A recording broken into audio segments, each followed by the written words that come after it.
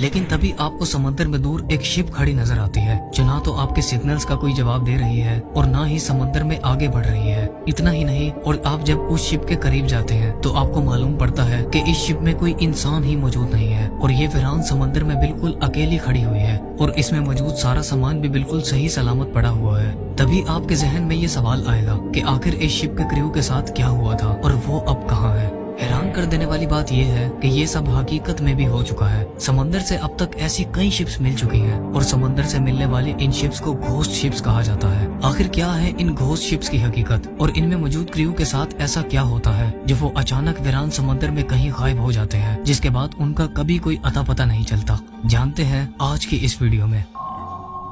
आज के दिन तक समंदर में 438 से भी ज्यादा घोस्ट शिप्स को देखा जा चुका है और विकिपीडिया में पब्लिश्ड एक आर्टिकल के मुताबिक 5767 से भी ज्यादा क्रू मेंबर्स इन शिप्स से गायब हो चुके हैं। इस आर्टिकल में ये भी लिखा है कि इन नजर आने वाली शिप्स और इनसे गायब हो जाने वाली क्रू की तादाद इससे भी कई गुना ज्यादा है जो आज तक रिकॉर्ड ही नहीं हो सकी। घोस्ट शिप्स की इन मिस्ट्रीज की शुरुआत 17वीं सेंचुरी में हुई थी जब एसवी सीब्रिग नामी एक शिप रोड आइलैंड के इलाकों में देखी गई थी। जब इस शिप को पहली बार देखा गया था तो उसमें कोई इंसान मौजूद नहीं था और उस शिप का सारा सामान भी बिल्कुल सही हालत में मौजूद था। यहाँ तक कि इस शिप की गैलरी में कॉफी भी गर्म हालत में मौजूद थी, जिसे देखकर ऐसा लग रहा था कि इस शिप के कैप्टन और क्रू ने इसे इमरजेंसी की हालत में छोड़ा था। लेकिन हैरान कर देने वाली बात तो ये थी कि इस शिप पर किसी किस्म का कोई ऐसा निशान मौजूद नहीं था जो इस बात की तरफ इशारा करता कि इसके साथ कोई हादसा पेश आया था। और सबसे बड़ी बात कि इसका क्रू अगर इसे छोड़ गया था तो वो अब कहाँ था।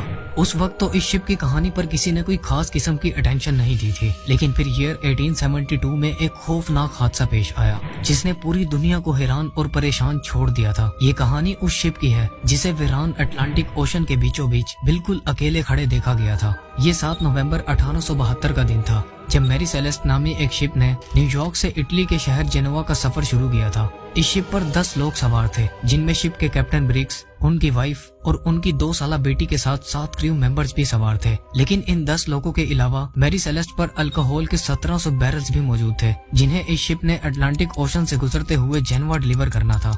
वहां पहुंचने पर शिप के कैप्टन को दूर समंदर में एक शिप खड़ी दिखाई दी जो ना तो आगे बढ़ रही थी और ना पीछे। ये मंजर देखने के बाद कैप्टन ने उस शिप को कई सिग्नल्स भेजे, लेकिन जब उस शिप से कोई जवाब ना आया तब कैप्टन ने उसके करीब जाने का फैसला किया। जब ये लोग उस शिप के करीब पहुंचे तो कैप्टन को मालूम पड़ा कि ये शिप और कोई नहीं बल्कि मैरी सेलेस्ट थी, जिसे न्यूयॉर्क से निकले हुए पूरे 28 दिन गुजर चुके थे। कैप्टन ने अपनी शिप के क्रू को मैरी सेलेस्ट पर भेजा, लेकिन जब ये लोग उस शिप पर पहुंचे तो जो कुछ उन्होंने देखा उसने उनके होश उड़ा दिए थे। मैरी सेलेस्ट समंदर के उस इलाके में जहाँ नीले आसमान और पानी के अलावा कुछ नजर नहीं आता बिल्कुल वीरान खड़ी थी और इसका क्रू भी इस पर मौजूद नहीं था, जबकि उनका सारा साजो सामान, खाना पीना और यहाँ तक कि कार्गो भी बिल्कुल सही सलामत मौजूद था। इस बात ने डी ग्रेटिया के कैप्टन को परेशान कर दिया था। पहले तो कैप्टन को ये लगा कि शायद मैरी सेलेस्ट के साथ कोई हादसा पेश आया था, लेकिन जब उन्होंने इस शिप पर मजीद छानबीन की और शिप का जायजा लिया तो उन्हें कैप्टन की फैमिली के कपड़े, उनका सामान और इसके साथ साथ शिप में लोड हुए अल्कोहल के 1700 बैरल्स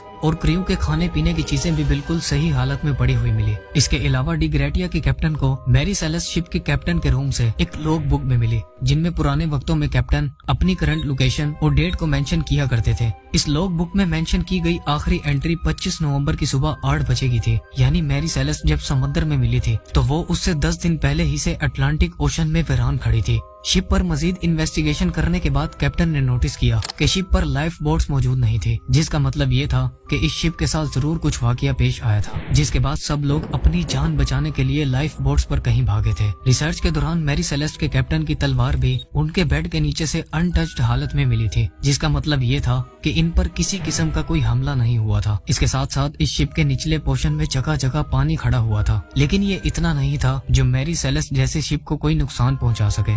जब डी ग्रेटिया के कैप्टन को किसी बात की समझ न आई तो उन्होंने शिप को वापस अपने साथ ले जाने का फैसला किया, इस उम्मीद के साथ कि उन्हें इसके बदले कुछ न कुछ इनाम मिलेगा, क्योंकि आईएस लॉ के अकॉर्डिंग अगर कोई किसी शिप को समंदर से रेस्क्यू करता है तो उसे शिप की वैल्यू के मुताबिक रिवॉर्ड दिया जाता है। जिब्राल्टर पहुंचने के बाद इस शिप को अथॉरिटीज ने अपने अंडर कर लिया